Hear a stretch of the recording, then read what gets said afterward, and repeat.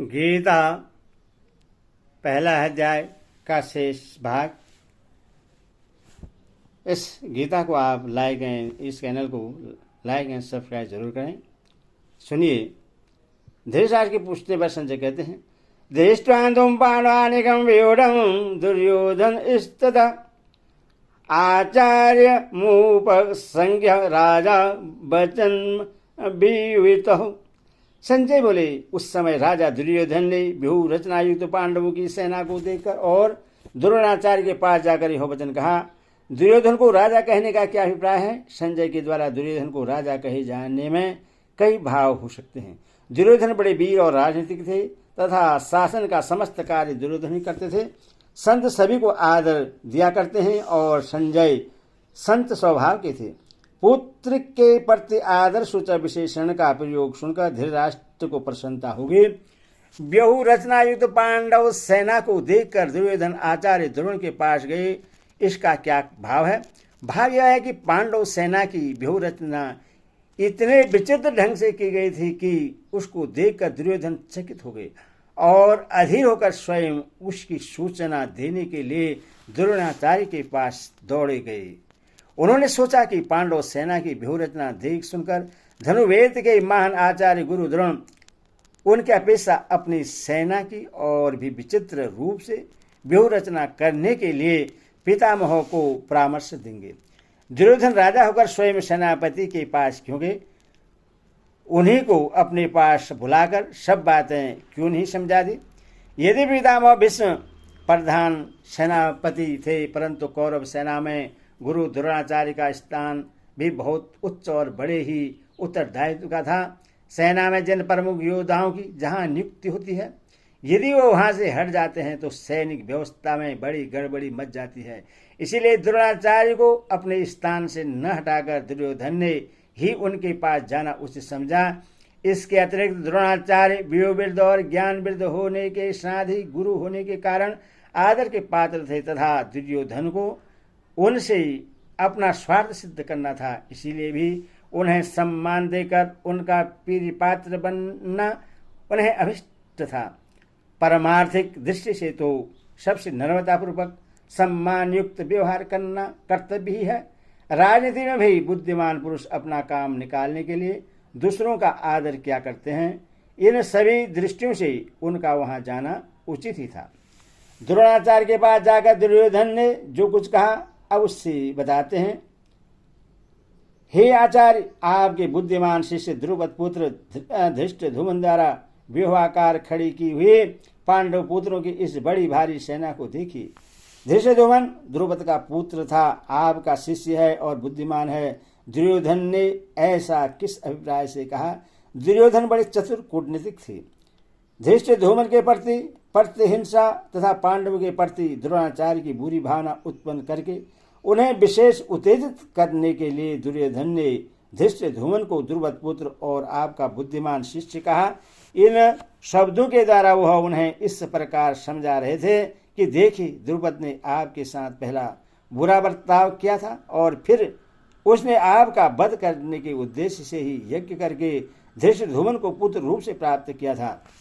धृष्टद्युम्न इतना कूटनीतिक है और आप इतने सरल हैं। आपको मारने के लिए पैदा होकर भी उसने आपके ही द्वारा धनुर्वेद की शिक्षा प्राप्त कर ली। फिर इस समय भी उसकी बुद्धिमानी देखिए कि उसने आप लोगों को छकाने के लिए कैसी सुंदर व्यूह रचना की है। ऐसे पुरुष को पांडवों ने अपना प्रधान सेनापति बनाया है।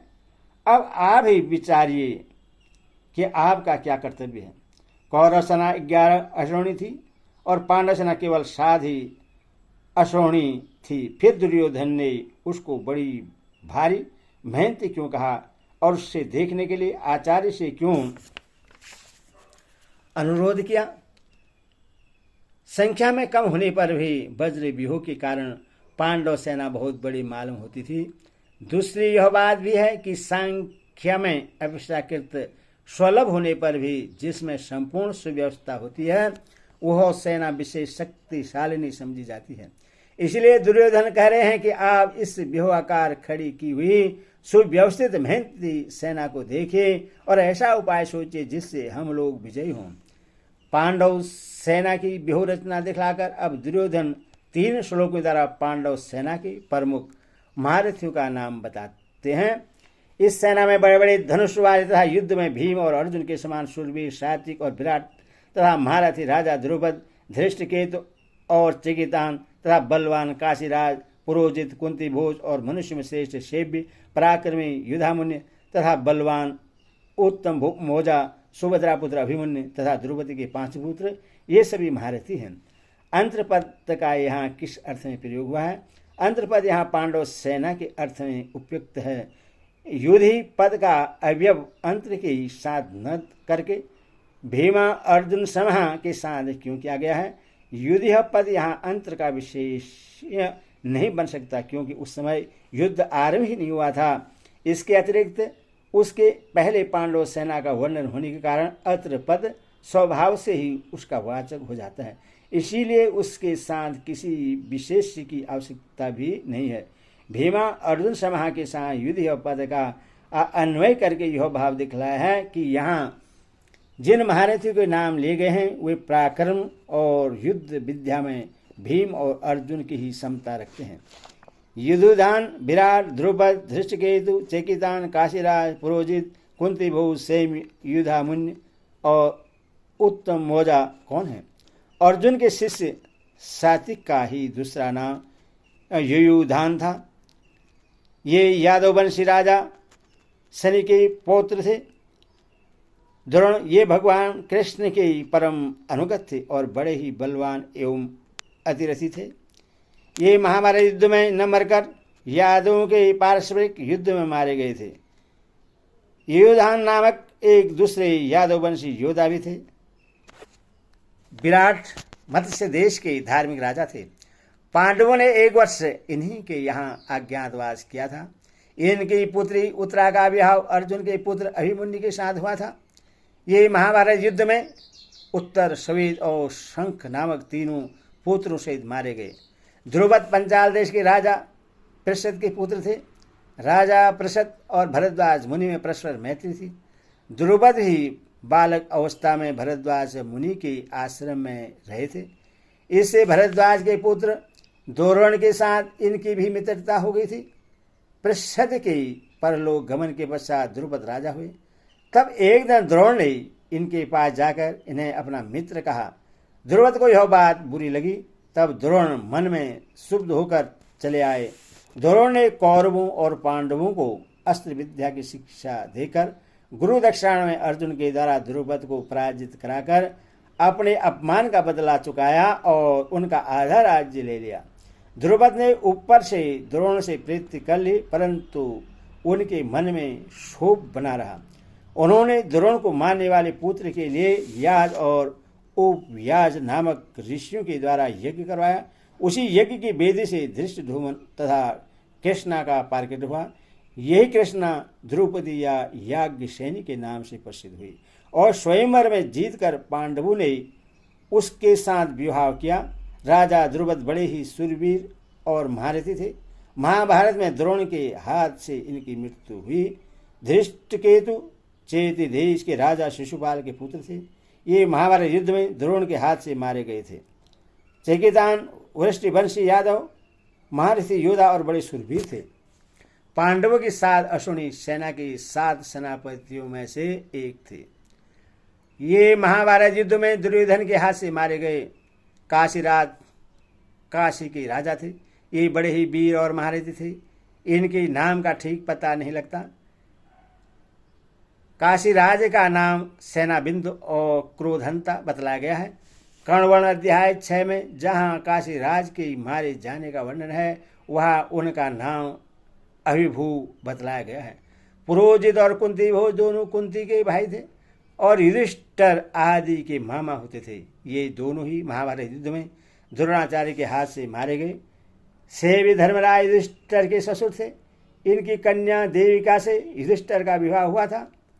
ये मनुष्य में श्रेष्ठ, बड़े बलवान और वीर योद्धा थे, इसीलिए इन्हें नरपुंगव कहा गया है। युधामुन्य और उत्तमौजा दोनों भाई पंचाल देशी राजकुमार थे। पहले अर्जुन के रथ की पहियों की रक्षा करने पर इन्हें नियुक्त किया गया था। ये दोनों ही बड़े भारी पराक्रमी और बल संपन्न वीर थे। इसीलिए इनके साथ कर्मशः विक्रांत और वीरवान दो विशेषण जोड़े गए हैं। ये दोनों रात को सोते समय अश्वत्थामा के हाथ से मारे गए। अभिमन्यु कौन थे? अर्जुन ने भगवान श्री कृष्ण की बहन सुभद्रा से विवाह किया था। उन्हीं के गर्भ से अभिमन्यु उत्पन्न हुए थे। मत्स्य देश के राजा विराट की कन्या उत्तरा से इनका विवाह हुआ था। इन्होंने अपने पिता अर्जुन से और परध्वन से अस्त्र शिक्षा प्राप्त की थी। ये असाधारण वीर थे। महाभारत युद्ध में द्रोणाचार्य ने एक दिन चक्रव्यूह की ऐसी रचना की कि पांडव पक्ष के युधिष्ठिर, भीम, नकुल, सहदेव, विराट, द्रुपद, धृष्टद्युम्न आदि कोई भी वीर उसमें प्रवेश नहीं कर सके। जयद्रथ ने सबको परास्त कर दिया। अर्जुन दूसरी ओर युद्ध में लगे थे। उसी दिन वीर युवक अभिमन्यु अकेले ही उस व्यूह को भेद कर उसमें घुस गए और असंख्य वीरों का सहार करके अपने असाधारण शौर्य का परिचय दिया। द्रोण, कृपाचार्य, कर्ण, अश्वत्थामा, बृहद्बल और कृतवर्मा इन 6 महारथियों ने मिलकर अन्यायपूर्वक इन्हें घेर लिया। उस अवस्था में भी इन्होंने अकेले बहुत से वीरों का सहार किया। अंत में दुशासन के लड़के ने इनके सिर पर गदा का बड़े जोर से प्रहार किया, जिससे इनकी मृत्यु हो गई। राजा परशुराम इन्हीं के पुत्र हैं। हरि ओम तत्सत, हरि ओम तत्सत।